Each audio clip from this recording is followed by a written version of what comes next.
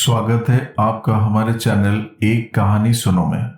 अगर आपको हमारे भारत के संस्कृति और पौराणिक कथाएं अच्छी लगती है तो कृपया हमारे चैनल को सपोर्ट करें, लाइक, शेयर और सब्सक्राइब करें। तो आइए आरंभ करते हैं। साथियों, एक समय की बात है।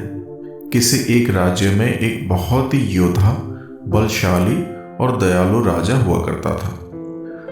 उसके नगर में चारों तरफ खुशहाली थी। सभी नगरवासी अपने राजा को बहुत प्रेम करते थे, क्योंकि राजा भी अपनी प्रजा के हर दुख सुख का ध्यान रखता था। सभी नगरवासियों की हर जरूरतें पूरी करने की कोशिश करता था। और उस राजा की जो रानी थी वो भी बहुत ही सुंदर और धार्मिक प्रवृत्ति की थी। राजा और रानी में बहुत प्रेम था। वो दोनों बहुत ही सच्चे और अच्छे थे, इसलिए सभी नगरवासी उन्हें बहुत मानते थे। राजा और रानी के राज्य में चारों तरफ खुशियां ही खुशियां थी, सिवाय एक गम के। और साथियों, वो दुख ये था कि उनको कोई संतान नहीं था। वो दोनों हमेशा इसी बात को लेकर बहुत परेशान रहते थे। दिन बीतते गए।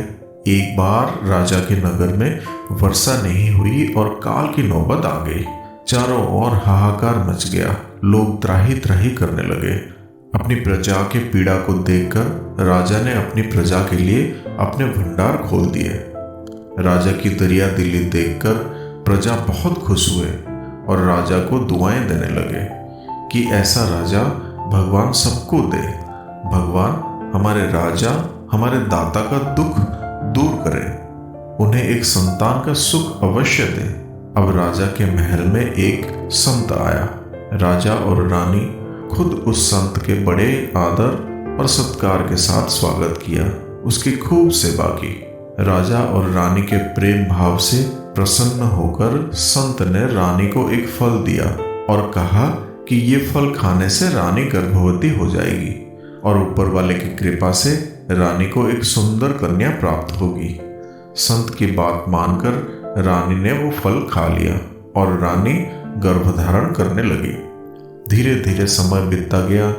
रानी के प्रसव का समय आ गया और उधर नगरवासी भी काल के कारण दुखी थे, क्योंकि जो भी फसलें बोई जाती वो सब बिना जल के नष्ट हो जाती थी। बिल्कुल सूखा पड़ गया था। अब राजा के भंडार भी धीरे धीरे खाली होने लगे थे। लेकिन जैसे तैसे करके राजा अपने नगरवासियों का काम चला रहा था। प्रजा भी अपने अन्नदाता, अपने राजा को छोड़कर दूसरे राज्यों में नहीं गई। उन्हें भी अपने राजा पर पूरा विश्वास था कि चाहे कुछ भी हो जाए, राजा उनका हमेशा ख्याल रखेगा। साथियों, अब रानी के प्रसव का समय आ गया और रानी को प्रसव वेदना शुरू हो गई। फिर रानी ने एक सुंदर कन्या को जन्म दिया। जैसे ही रानी ने कन्या को जन्म दिया, अचानक मूसलाधार बारिश शुरू हो गई। इतने दिनों से जो सूखा और काल पड़ा हुआ था, वो रानी के कन्या के कदम धरती पर पड़ते ही चारों तरफ बारिश शुरू हो गई। राज्य में खुशी का लहर दौड़ गई। सब लोगों ने खुशी से नाचना गाना शुरू कर दिया और उधर राजभवन में भी कन्या होने की खुशी में जश्न होने लगा। लेकिन साथियों, ये जश्न भी कुछ ही देर का था, क्योंकि कन्या को जन्म देने के तुरंत बाद ही रानी भगवान को प्यारी हो गई। एकदम से चारों ओर सन्नाटा छा गया। अभी जहां खुशियों का माहौल था, वहां मातम छा गया। अब राजा पर तो दुखों का पहाड़ टूट पड़ा। उसने अपनी कन्या को जब गोद में उठाकर देखा तो वो बहुत सुंदर कन्या थी, बहुत ही प्यारी थी। राजा ने अपनी रानी की निशानी समझकर उस कन्या को अपने सीने से लगा लिया और उसे पालने लगा। लेकिन अकेले राजा को छोटी सी राजकुमारी को पालना उसके बस की बात नहीं थी। अगर राजा कन्या पर ध्यान देता तो राजकाज कौन चलाता। इसीलिए राजा ने अपनी सबसे विश्वास पात्र दासी को अपने कन्या को सौंप दिया और धीरे धीरे कन्या बढ़ने लगी। दासी के देख रेख में कन्या रहने लगी। प्रजा भी कन्या को बहुत आशीर्वाद देते थे, क्योंकि कहते हैं माँ तो उसकी नहीं रही, पर जब कन्या पैदा हुई थी तो बहुत मूसलाधार बारिश हुई थी जो राज्य के लिए बहुत ही गुणकारी थी। इसलिए उस कन्या का नाम भी गंगा रखा गया था।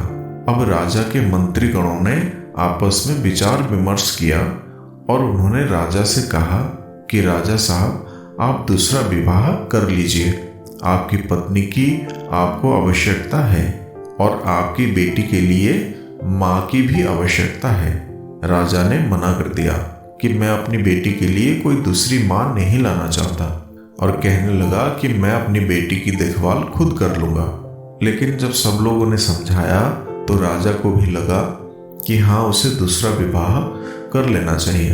आखिर दासी के भरोसे वो कब तक अपनी कन्या को छोड़ेगा। यही सोचकर राजा ने दूसरा विवाह कर लिया। दूसरी रानी महल में आ गई। राजा अपनी बेटी को सीने से लगाकर रखता था, उसे बहुत प्यार करता था। पर साथियों, दूसरी रानी को ये बिल्कुल पसंद नहीं था कि राजा उसे अनदेखा करके अपनी बेटी को ज्यादा प्यार करता है। अब रानी मन ही मन गंगा से वैर रखने लगी। वो राजा के आगे तो गंगा को बहुत प्यार दिखाती थी, पर असल में वो गंगा से बहुत नफरत करती थी, क्योंकि दासी की देखरेख में गंगा पल रही थी। इसलिए गंगा को दासी में ही माँ नजर आती थी। अब धीरे धीरे गंगा बड़ी होने लगी, वो माँ का मतलब भी समझने लगी।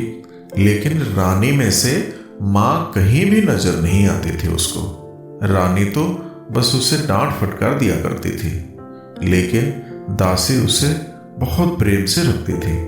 ऐसे में कुछ दिन बाद इधर रानी भी गर्भवती हो गई और उसने भी एक कन्या को जन्म दिया। उसका नाम जमुना रखा। अब गंगा धीरे धीरे बड़ी हुई तो वो माँ भगवती और भगवान शिव की बहुत पूजा करती थी। गंगा बहुत ही भोली भाली सीधी सी लड़की थी। सारे नगरवासी गंगा को बहुत प्रेम करते थे। गंगा अपनी बहन जमुना को भी बहुत प्रेम करती थी, लेकिन रानी जमुना से गंगा को हाथ नहीं लगाने देती थी। अब गंगा 5 साल की हो गई थी और जमुना भी थोड़ी बड़ी हो गई। अब दोनों बहनें आपस में खेलती तो रानी गंगा को जमुना के साथ नहीं खेलने देती थी। ये सब बेचारी दासी देख के भी क्या कर सकती थी।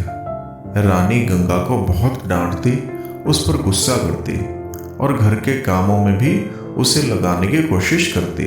तो दासी कहती, रानी साहिबा, हम तो हैं काम करने के लिए, आप राजकुमारी को क्यों कह रही हो? लेकिन रानी दासी को भी गुस्से में डांट देती थी, तो दासी बेचारी चुप हो जाती थी, क्योंकि वो थी तो दासी ही, उसे क्या जवाब देती। अब जब रानी ने देखा कि गंगा के प्रति दासी इसका बहुत प्यार बढ़ गया है, तो उसने उस दासी को वहां से हटवाने की सोची और राजा से शिकायत कर दी कि ये गंगा का सही ख्याल नहीं रख रही है, इसीलिए इसे हटा दो। राजा को लगा कि शायद रानी सही कह रही है, क्योंकि राजा गंगा से बहुत प्यार करती थी। इसलिए उसने तुरंत दासी को हटा दिया। अब बेचारी गंगा को जब माँ की कमी महसूस होती थी तो वो दासी को ढूंढती, लेकिन दासी वहां नहीं थी और सौतेली माँ तो उसके साथ बड़ा बुरा व्यवहार करती थी। अब धीरे धीरे गंगा 6 साल की हो गई और जमुना भी 3 साल की हो गई और दोनों अब शिक्षा लेने के लायक हो गए थे। जब राजा ने उनके लिए विद्यालय में शिक्षा दिलाने के लिए सोचा तो रानी ने कहा कि गंगा को शिक्षा दिलाने की क्या जरूरत है, आप जमुना को दिलाइए शिक्षा। राजा बोला रानी से कि ऐसी क्या बात है, तुम ऐसे क्यों बोल रही हो? तब रानी ने अपना सारा का सारा भड़ास निकाल दिया और जिद करने लगी कि गंगा विद्यालय नहीं जाएगी, वरना मैं घर छोड़ के चली जाऊंगी। अब राजा भी रानी को खोना नहीं चाहता था, क्योंकि राजा अपने एक रानी को खोकर देख चुका था। अब राजा का भी मन धीरे धीरे गंगा से उतना नहीं लग रहा था। रानी और जमुना पर वो ज्यादा ध्यान दे रहा था। बेचारी गंगा अपने को अकेला महसूस करती थी और भगवान से प्रार्थना करती थी कि हे भगवान, मुझे मेरी माँ से मिला दे। लेकिन माँ मिलना कहाँ उसके नसीब में था। अब धीरे धीरे गंगा और बड़ी होती गई। अब उससे रानी घर के सारे काम कराती थी और गौशाला में भी गाय के गोबर उठाने के लिए उसे ही भेज दिया करती थी कि गौशाला में जाकर गाय की देखभाल करे। अब जब गंगा गौशाला में जाती तो एक काली गाय की बहुत ही सेवा करती, बहुत कुछ खिलाती थी उसे। गाय भी गंगा को देखकर बहुत खुश हो जाती थी। गंगा उसे माँ कहती और वो भी अपनी जीभ से उसे चाटती थी और बहुत प्यार करती थी। गंगा अपनी सारी बातें उस गाय से कहती थी तो गौ माता भी कहती, हाँ गंगा, मैं तुम्हारी माँ हूँ। अब तो गौ माता और गंगा की बहुत पड़ती थी। वो सारे दुख सुख अपने गौ माता से कहती थी और गौ माता भी उसके एक साथी की तरह उसका साथ निभाती थी। अब गंगा के दिन अच्छे से बीत रहे थे, लेकिन जब सौतेली माँ ने देखा कि गंगा तो अब वहां भी खुश है, गौशाला में भी खुश है, तो वो समझने लगी जरूर ये गाय से बात करती है। इसका और गाय की अपेक्षा काली गाय से ज्यादा लगाव है। तो रानी ने राजा से कहा कि राजा साहब, एक काम कीजिए, ये काली गाय जो है वो दूध बहुत कम देती है, इसीलिए इसे बेच दीजिए। अब ये सुनकर गंगा रोने लगी। वो कहने लगी कि दासी के बाद तो ये गाय ही मेरी माँ थी, इसको भी रानी माँ छीन लेगी तो मैं कैसे रहूंगी। अब गंगा बेचारी बड़ी दुखी थी। तो गौ माता ने कहा कि रो मत गंगा, बिल्कुल रोने की कोई जरूरत नहीं है। तूने मुझे माँ माना है और मैंने तुझे बेटी माना है। देख, कसाईयों के यहाँ तो मैं जाने से रही। कसाई तो ना जाने मेरे साथ क्या क्या करेगा, मेरी चमड़ी तक उतार लेगा, तो मैं ऐसा दुख तो नहीं देखूंगी। लेकिन अगर रानी ने ठान लिया है तो वो काम करके जरूर रहेगी। साथियों, दोनों ने खूब अपना आखिरी मिलन किया और गौ माता ने गंगा की गोद में सर रखकर अपने प्राण त्याग दी। गंगा बहुत रोई। अब गंगा बहुत उदास रहती थी, ना किसी से ज्यादा हंसती ना बोलती, बस अपने भगवान की पूजा करती रहती थी। जो काम करने होते थे उन्हें करती और फिर चुपचाप अपने कमरे में सो जाती। गंगा अपनी बहन जमुना से भी बहुत प्यार करती थी। जमुना भी अपनी बहन गंगा को बहुत पसंद करती थी, लेकिन माँ के डर के मारे जमुना कुछ बोलती नहीं थी। अब दोनों बहनें शादी के लायक हो गए। रानी ने कहा कि इसके लिए कोई काना, लंगड़ा, लोला जो भी मिले, इसके लिए वर ढूंढो। राजा ने कहा, देखो रानी, ये भी मेरी बेटी है, इसके लिए भला मैं ऐसे कैसे वर ढूंढ सकता हूँ। सारा समाज क्या कहेगा, प्रजा क्या कहेगी। लेकिन रानी नहीं मानी और बोली, मेरी जमुना के लिए अच्छे से खानदान में बड़े चक्रवर्ती सम्राट के यहाँ मेरी जमुना का विवाह करो। राजा बोला, ठीक है। अब राजा ने नाई और ब्राह्मण को बुलवाया और कहा कि जैसा मैंने बताया है ऐसा ही वर ढूंढो। अब नाई और ब्राह्मण वर ढूंढने के लिए चल दिए। गंगा तो अपनी आत्मा की बड़ी पवित्र थी। भगवती माता भगवान शिव की बड़ी उपासक थी, वो उसको ही पूछती थी। उधर पार्वती माता भगवान शिव से बोली कि हे महादेव, देखिए ये हमारी कितनी पूजा करती है, फिर भी इसके लिए आपने इसका कैसा भाग्य लिखा है। तो भगवान शिव बोले, देखो पार्वती, सबका अपना अपना नसीब है, अपने अपने कर्मों के अनुसार सबको ये जीवन जीना है। लेकिन पार्वती जी बोली, हे भोलेनाथ, अगर हम किसी की सहायता नहीं करेंगे, किसी की इच्छा पूरी नहीं करेंगे तो हमें संसार में कौन मानेगा। तब भगवान शिव बोले, पार्वती तुम चिंता मत करो, हम अवश्य कुछ ना कुछ करेंगे। उधर भगवान शिव की कृपा से एक राजकुमार अंधा लंगड़ा लूला बनकर एक पेड़ के नीचे बैठा था। वो तो अपने राज्य के गुप्तचर बनके दूसरे राज्य के शत्रुओं का पता लगाने के लिए वहां पर बैठा था। कि कोई उसे पहचान ना ले। तभी नाई और ब्राह्मण उसके पास पहुंचे और बोले, क्या तुम हमारे राजा की लड़की के साथ शादी करोगे? वो राजकुमार बोला कि देखो, मैं तो लंगड़ा लूला हूँ, आंखों से भी मुझे बहुत कम दिखाई देता है, मुझे भला कौन विवाह करेगा? तब वो कहने लगे, नहीं, हमारे राजा की लड़की है, बहुत ही खूबसूरत है, अगर आप चाहे तो उन्हें ऐसे ही वर की तलाश है। उस राजकुमार ने कह दिया कि भला मुझे क्या ऐतराज है, लेकिन उसने अपना सही परिचय नहीं बताया। और उधर जमुना के लिए एक चक्रवर्ती सम्राट के रिश्ता किया गया। रिश्ता तो हो गया, लेकिन दोनों की बारात भी समय पर आनी चाहिए। गंगा की बारात में सिर्फ 5 लोग आएंगे, ऐसा रानी ने शर्त रखा। और मेरी जमुना की बारात में तो ऐसी आए कि जो आसपास के राज्यों में भी पता चल जाए कि देखो बारात क्या होती है। ये कहकर रानी जिद करने लगी। रानी की बात सुनकर राजा बोला ठीक है, और राजा ने रानी की बात मान ली। अब वहां से जो लूला लंगड़ा था, जो कि असल में एक राजकुमार था, उसकी और यहाँ जो सम्राट था उसकी बारात निकली। अब भगवान शिव ने सोचा, इसके बारात में 5 लोग कौन जाएंगे? फिर भगवान ने फैसला किया कि ठीक है, हम इसकी बारात में चलते हैं। भगवान शिव, विष्णु भगवान और ब्रह्मा जी, गणेश जी और नारद जी, ये 5 भेष बदल कर आ गए और उसकी बारात में शामिल हो गए। अब वो बारात लेकर गंगा के द्वार चले गए। उधर चक्रवर्ती राजा, जो कि सम्राट था, उसके बेटे की बारात आई।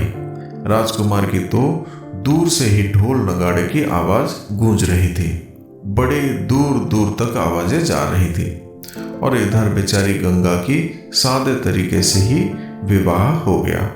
गंगा मन ही मन सोच रही थी कि जहां मेरे माता पिता ने मुझको दिया है, तो कुछ ना कुछ तो सोच के दिया होगा, और वो जरूर अच्छा ही होगा। और वो खुशी खुशी विवाह के लिए राजी हो गई, और काणे, लूले और लंगड़े से उसने विवाह कर लिया। और इधर जमुना भी विवाह होकर विदा हो गई। दोनों बहन गले मिलकर रोई। दोनों बहनों में बहुत प्यार था, लेकिन जमुना भी करती भी तो क्या कर सकती थी, और गंगा भी अपने पति के साथ विदा हो गई। चलते चलते जहां राजकुमार पेड़ के नीचे बैठा हुआ था, वहां पहुंच गए। गंगा बोली राजकुमार से कि हे नाथ, आपका तो कोई घर भी नहीं है, मैं कहाँ रहूंगी? राजकुमार, जो कि कोढ़ी लंगड़ा लूला बना हुआ था, कहने लगा कि हे गंगा, तुम मेरी पत्नी बन के आई हो, तो मेरा बसेरा तो इस पेड़ के नीचे है, इसलिए तुम्हें भी इस पेड़ के नीचे रहना पड़ेगा। गंगा बेचारी बड़ी पतिव्रता थी, कहने लगी हे नाथ, जहां आप रहोगे वहां मैं रहूंगी, पति के चरणों में ही तो पत्नी का जीवन है। और ये कहते हुए वो वहां पर बैठ गई। अब भगवान शिव बोले कि ये तो मेरी परम भक्त है, भला ये राजकुमार के साथ ऐसे कैसे इस पेड़ के नीचे रहेगी? तभी भगवान की माया से एक संदेश वहां पर आया और बोला राजकुमार से कि रानी की तबीयत खराब है और तुम्हें तुरंत महल बुलाया है। अब राजकुमार घोड़े पर सवार हो गया और गंगा को उसने घोड़े पर पीछे बिठा लिया। गंगा तो ये देखकर हैरान थी, वो ना तो लंगड़ा था, ना लूला था, ना ही कोढ़ी था। और उनके साथ जो 5 बाराती ब्रह्मा, विष्णु, महेश और नारद जी, गणेश जी थे, राजकुमार ने उनसे कहा कि अब बारात तक आप हमारे साथ रहे हैं तो कम से कम मेरे घर तक भी चलिए। मेरे माता पिता पूछेंगे कि हमसे बिना बताए विवाह कर लिया, क्योंकि मैं अपने माता पिता का इकलौता बेटा हूँ, तो उन्हें तो दुख तो होगा ही। तो ब्रह्मा, विष्णु, महेश, नारद जी और गणपति जी उसके साथ चल दिए। अब जब वो महल में पहुंचे तो राजा रानी ने जब इतनी सुंदर बहू को देखा तो देखते ही दोनों चौंक गए और अपना सारा गुस्सा भूल गए, क्योंकि गंगा थी तो बहुत खूबसूरत। अब रानी तो बड़ी खुश हो गई, कि मेरे बेटे का विवाह हो गया, लेकिन वो थोड़ी नाराज भी हुई कि हमारे दिल के अरमान तो हमारे दिल में ही रह गए। हमने तो सोचा था अपने राजकुमार के विवाह में अपने सारे अरमान निकालेंगे। तब ब्रह्मा, विष्णु, महेश ने राजा और रानी को सारी बातें बताई। तो रानी ने अपनी बहू गंगा का गृह प्रवेश कराया और अच्छे से उसे घर के अंदर ले गए। ब्रह्मा, विष्णु, महेश जो कि साधारण रूप में थे वो भी चल दिए। अब जहां पर सारे भगवान स्वयं आए हों, जहां उनके कदम पड़े हों, तो भला वहां किसी चीज की कमी कैसे हो सकती है। अब तो गंगा के आने से रानी का महल और राजा का जो राज्य था वो ज्यादा तरक्की करने लगा। अब तो उनका राज्य बढ़ता ही जा रहा था। राज्य में हर तरह से धन धान्य की वृद्धि होती गई। अब तो वो गंगा को साक्षात लक्ष्मी का रूप मानने लगे। अब गंगा भी खुश थी। चलो, जो भी मेरे माता पिता ने सोचा अच्छा ही है। वो तो एक कोढ़ी के और लंगड़े लूले के साथ आई थी, लेकिन ये तो उसका भ्रम था। वो तो असल में राजकुमार निकला। अब गंगा भी बहुत खुश रहने लगी थी। अब गंगा ने घर पर भी सबका दिल जीत लिया था। पूजा पाठ करती और सबका अच्छे से ख्याल रखती। गंगा में संस्कार तो अच्छे से थे ही, इसीलिए सब गंगा से खुश रहते थे। राजकुमार भी गंगा से बहुत प्रेम करता था। अब दोनों की जोड़ी बिल्कुल राम सीता की जोड़ी थी। अब राजा और रानी भी अपने बेटे राजकुमार और बहू को देखकर बहुत खुश थे।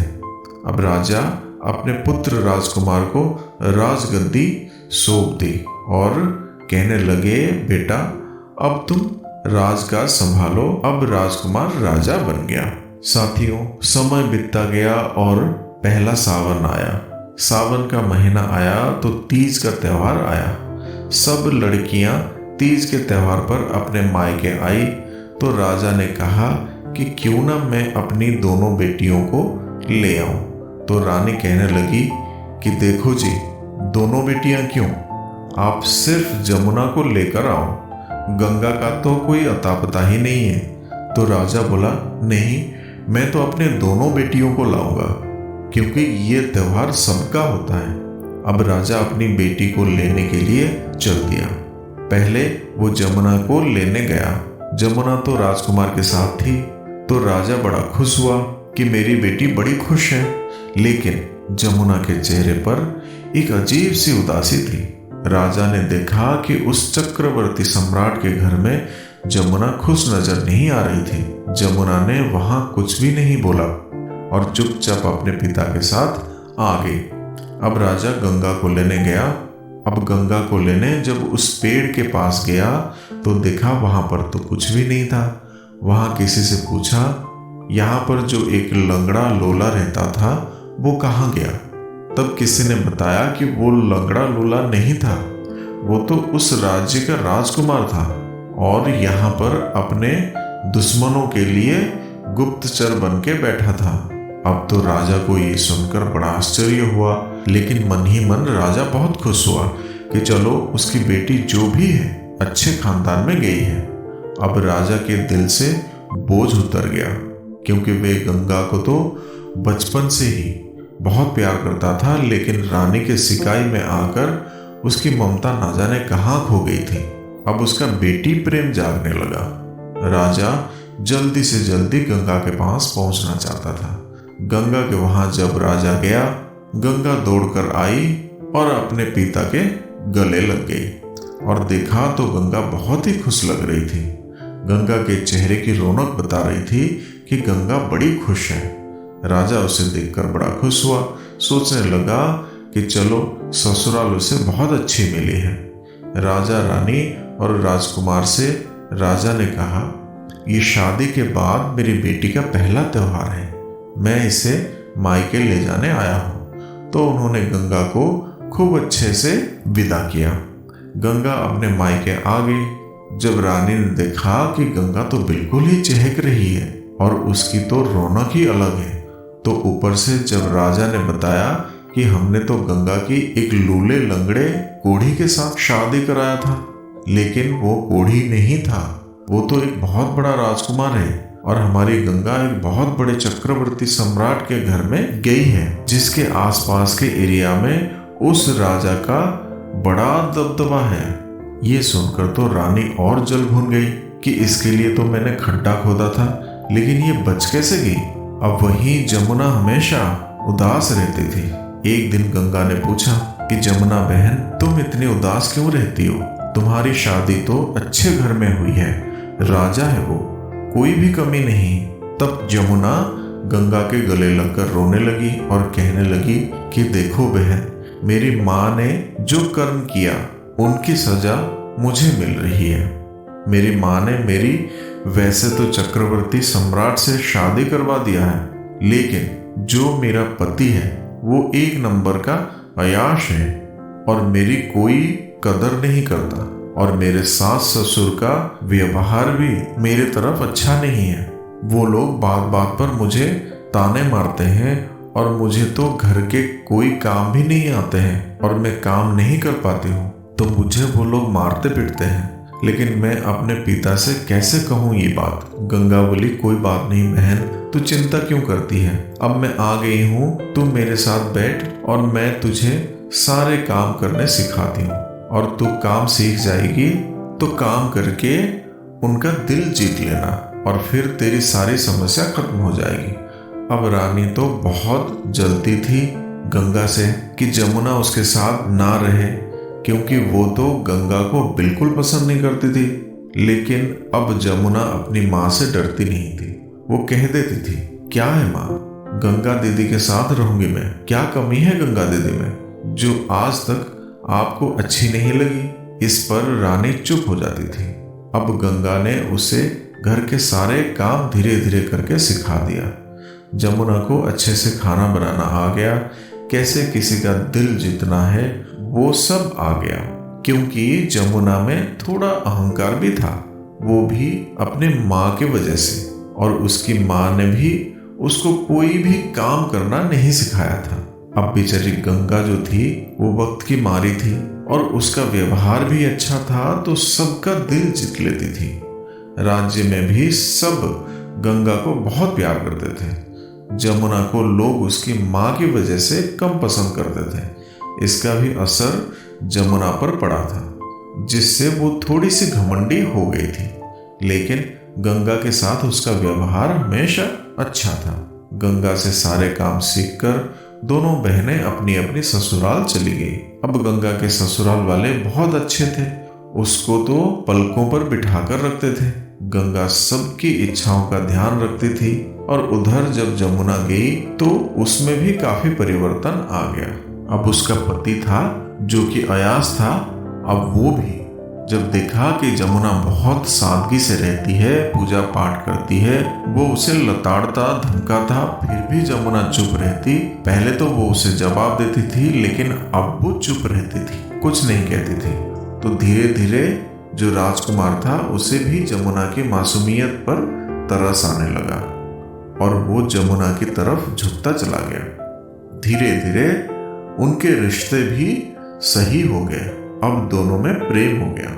इसका पूरा श्रेय जमुना अपनी गंगा बहन को देती थी, लेकिन रानी तो यही कहती कि मेरी बेटी का घर बिगाड़ने में गंगा का ही हाथ है। उसने मेरी बेटी को कोई पट्टी पढ़ाई है। मेरी बेटी तो राजकुमारी थी और आज देखो कितने काम करती है। तो अब जमुना जब मायके आई तो उसकी माँ गंगा को कोस रही थी, तो जमुना ने अपनी माँ को डांट कर चुप कराया और कहा, माँ, तूने हमेशा मेरी बहन में सौतेलापन किया है, लेकिन आज मैं अपनी बहन की वजह से अपने घर में रच बस गई हूँ। ये इसके ही कारण है। ये सुनकर रानी के दिल को बड़ा धक्का लगा और वो बीमार हो गई।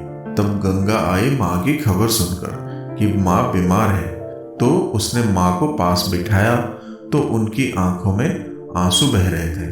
रानी कहने लगी, गंगा, मैंने तेरे साथ बहुत बुरा किया, जिसकी करनी मुझे मिल गई है। देखो आज मेरी ये दशा हुई है, शायद ये मेरे कर्मों का फल है। गंगा कहने लगी, नहीं नहीं माँ, आप ऐसे क्यों कह रही हो? रानी बोली, नहीं बेटी, हो सके तो मुझे माफ कर दें। गंगा बोली, माँ, मैं तुमसे नाराज कब हूं? मैंने तो हमेशा तुम्हें अपनी माँ माना है। रानी कहने लगी, बेटी, तूने तो मुझे माँ माना है, लेकिन मैंने तुझे कभी अपनी बेटी नहीं माना है। अब गंगा कहने लगी, नहीं माँ, ऐसा नहीं कहते, माँ तो माँ होती है। अब रानी ने रो रो कर गंगा को सीने से लगा लिया। अब रानी दोनों बेटियों को प्यार करने लगी। दोनों का मायके आना जाना हो गया। गंगा ने अपनी मासूमियत से अपनी ससुराल और मायके में अपनी इज्जत बना ली थी और राजा भी बहुत खुश था कि उसकी दोनों बेटियों को बराबर का हक मिल गया। तो फिर मिलेंगे साथियों अगले वीडियो में। तब तक के लिए अपना ख्याल रखना और हमेशा हंसते मुस्कुराते हुए रहना।